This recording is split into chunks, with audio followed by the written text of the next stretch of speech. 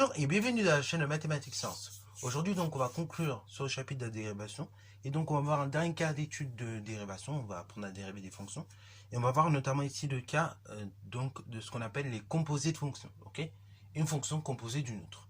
Alors avant, donc si vous êtes chaud, vous pouvez mettre la vidéo en pause et essayer de donner bien évidemment sur l'intervalle i l'expression de la fonction dérivée dans chacun des cas ici. Sinon, si vous n'êtes pas très chaud, ne vous inquiétez pas, on va réexpliquer justement cette notion de composé. Parce que je sais que au début, c'est un peu compliqué. Et si on l'a pas bien compris, malheureusement, dans le chapitre, on est perdu. Donc du coup, on va réexpliquer ça de façon très rapide. Sur ce, donc, c'est parti, on clique. Alors, donc, on va partir d'un réel x, ok, qui est juste ici. Alors, je vais le noter en noir. On part d'un réel x. Et, dans un premier temps, on va prendre une fonction qu'on va nommer g, et qui a tout réel x, associe la chose suivante, c'est-à-dire mx plus p. Ok. Donc là, du coup, on prend un réel x, et après, par la fonction g, on obtient mx plus p. Alors, ce nombre-là, ce réel, on peut le nommer d'ailleurs grand x, si vous voulez. Ok, bravo. Donc allez, pour se faire plaisir, on peut le nommer grand x. Après, on va prendre une autre fonction, que je vais nommer cette fois-ci h. La fonction h, elle est associée à tout réel x. Je sais pas, par exemple, racine carrée de x. Ok, bravo. Alors du coup, on va, à partir du réel grand x, on va appliquer une fonction h. Et donc ainsi, je vais obtenir quoi? Racine carrée de x, de grand x. Mais or, racine carrée de grand x, donc je vais l'écrire ici au crayon papier, c'est racine carrée de mx plus p. Et voilà donc ce qu'on appelle une composée de fonctions.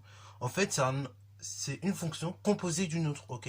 Par exemple ici, du coup, je t'ai pris le cas d'une fonction affine, composée tout simplement d'une fonction racine carrée, ok? Si on avait fait l'inverse, donc d'abord la racine carrée, et après donc tout simplement, on aurait fait, je sais pas, du coup, la fonction affine, je vais vous montrer rapidement ce qu'on aurait eu. Donc on aurait d'abord notre réel x, et après, avec la fonction h, on aura associé racine carrée de x. Ok, donc ça, c'est notre réel grand x. Ok, et après, on aurait, à partir de ce réel-là, on aurait associé mx plus p. Ok, or x, c'est égal à grand x dans ce cas-là, ce qui est égal à racine carrée de x, ce qui aurait fait donc tout simplement m racine de x plus p. Ok, voilà. Donc ça, c'est ce qu'on appelle composé de fonction.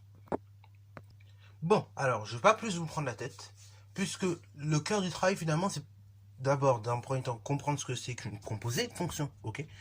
Donc, d'abord, on part d'une fonction g qui est associée mx plus p. Après, on arrive à une fonction, après de la fonction g, on va y associer une fonction h qui est associée racine carrée de x. Et du coup, on arrivera à une fonction composée, ok? Bravo. Mais de façon générale, ici, en classe de première, il faut savoir qu'on va toujours partir d'une fonction affine et qu'après on va associer une autre fonction, ok, bravo, pour les fonctions composées. Et tout ça, bien évidemment, c'est ce qu'on appelle la fonction f, ok, bravo. Donc f composé de g, suivi tout simplement de h, ok, bravo. Et donc en termes de notation, j'ai corrigé, ça se note de cette manière-là, c'est h, g de x, ok. Donc c'est à dire qu'on prend la fonction h, pardon, et donc on va partir de la fonction g pour former cette fonction h, ok. Bon, alors, ça c'est pour la compréhension, c'est pour essayer de vous faire comprendre la chose. Néanmoins, donc comme je vous l'ai dit en première, on va se limiter dans le cas de la fonction affine suivie d'une autre fonction, ok. Et donc de façon générale, quand on va avoir une composée, donc d'une fonction affine suivie d'une autre fonction, la dérivée de cette fonction-là, ok, qu'on va nommer tout simplement f' de x, f' de x, dans ce cas précis, c'est donc la chose suivante. Alors, soyez attentifs, ça va donc être le coefficient directeur m, que vous voyez là, qui est le nom collé juste à côté de x. M multiplié par quoi? Multiplié par la dérivée, tout simplement, de notre fonction h, par h' de g de x, ok? Donc g de x, du coup, on va le noter comme ceci, pour généraliser la formule. Mais g de x, comme je l'ai dit, ça peut être une expression algébrique, ça peut être une fonction affine, ça peut être une fonction linéaire. Voilà. Souvent, g de x, c'est une fonction affine. Ok, bravo. Donc, on récapitule.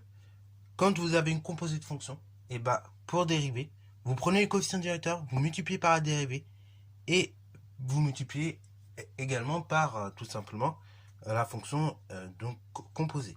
Ok. Alors justement, on va voir ça sur un exemple parce que là peut-être c'est pas encore bien clair pour vous, mais avec les exemples vous allez voir c'est plus clair en général.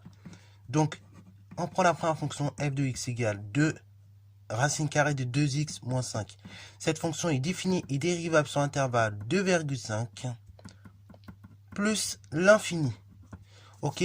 Alors là pareil, comment je vais rédiger ça en fait? Eh ben on va dire que f c'est la composée de deux fonctions.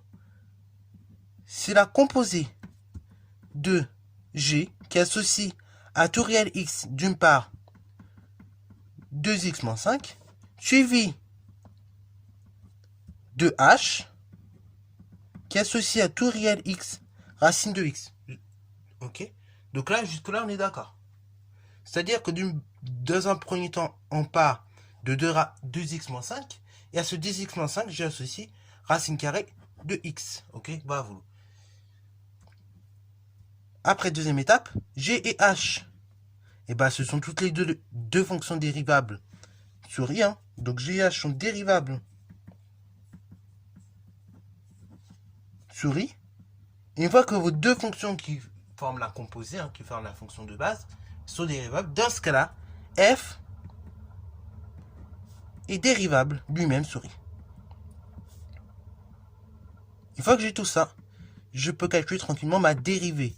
Donc là, pareil, je vais mettre la formule, ça fait f' de x égale à la chose suivante, m, le coefficient directeur, multiplié par tout simplement la dérivée de h, ok, h' de g de x.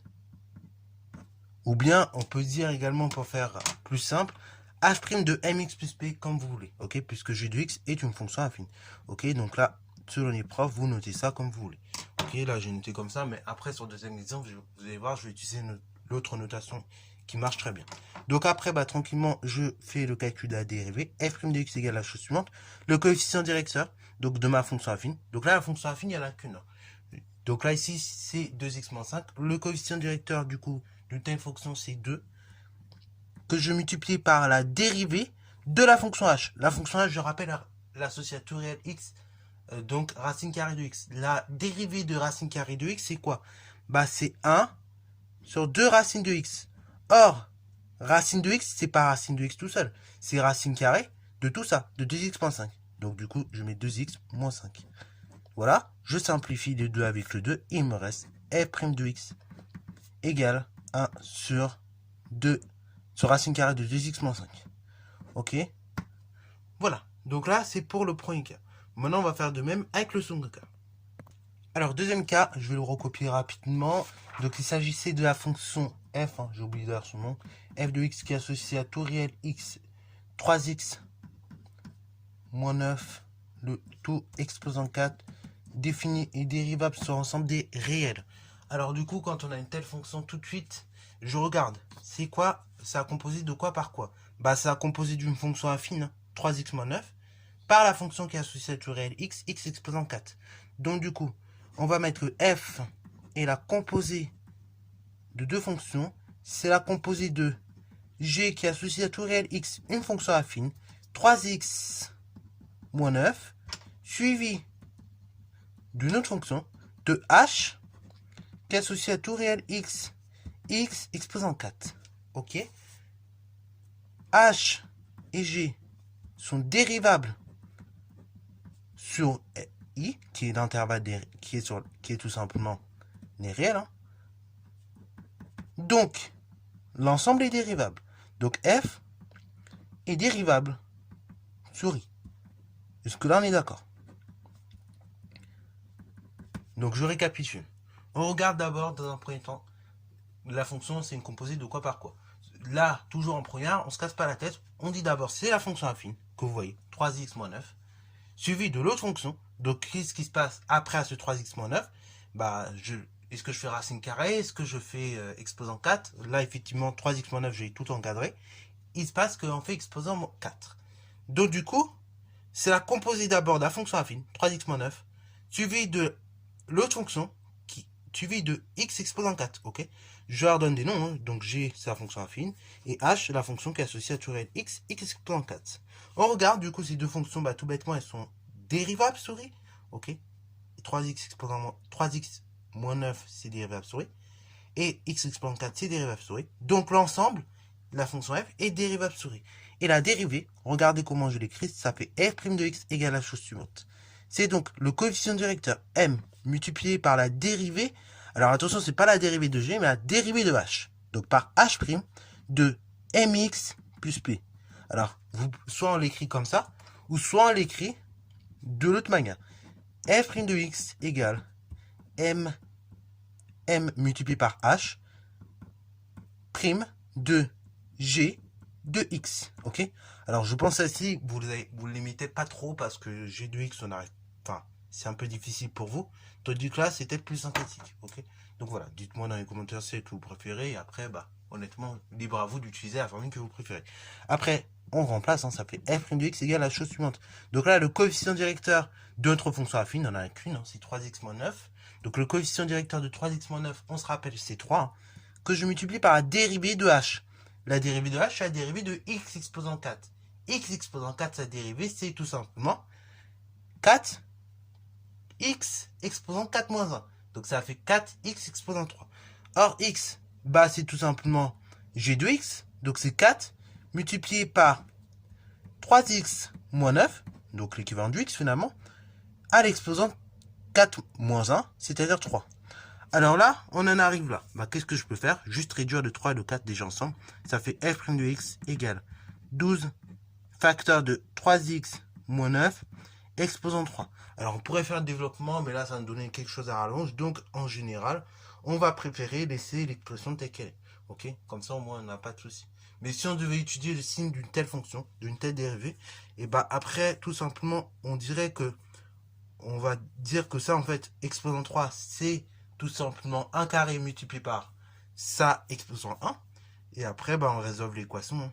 Donc une équation finalement, comment dire, produit nul, avec 3 termes égale 0. Et comme ça, on trouvera bah, le résultat. Ok, comme ça, on trouvera les racines de cette fonction-là. Ok, de ce polynôme qu'on peut dire même. Ok, bravo. Donc sur ce, c'est la fin de cette vidéo. J'espère qu'elle t'a plu. Si c'est le cas, n'hésite pas à la liker, commenter et bonne à toi en mathématiques et en sciences.